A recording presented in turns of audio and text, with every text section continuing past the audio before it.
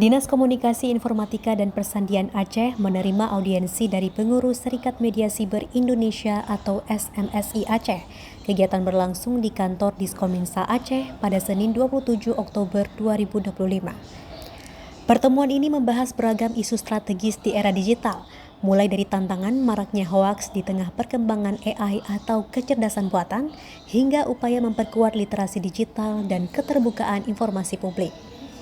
Kepala Diskominsa Aceh Ediandra menegaskan pentingnya kolaborasi antara pemerintah dan media dalam mewujudkan transparansi informasi hingga ke tingkat Gampong. Menurutnya, pemanfaatan website Gampong menjadi salah satu langkah penting agar komunikasi publik di desa semakin terbuka dan efektif. Sementara itu, Ketua SMSI Aceh Aldin NL menyambut baik kolaborasi tersebut.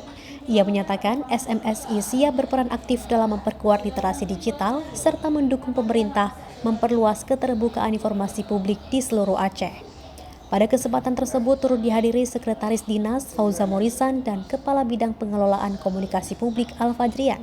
Dari SMSI Aceh hadir pula Sekretaris Muhajir Juli, Bendahara Sulaiman serta sejumlah pengurus lainnya.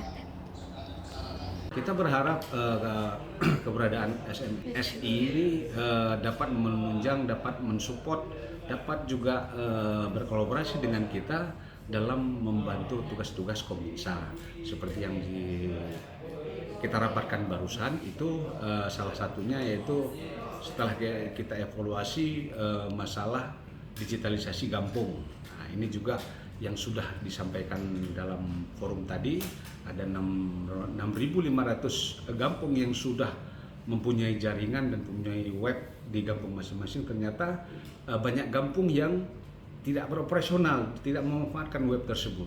Oleh karenanya mungkin salah satu juga peran kawan-kawan dari SMS ini juga bisa melakukan pendampingan nantinya untuk mendampingi dinas untuk memberi pembekalan atau mengajarkan kembali bagaimana mengoperasionalkan web yang sudah kita bangun.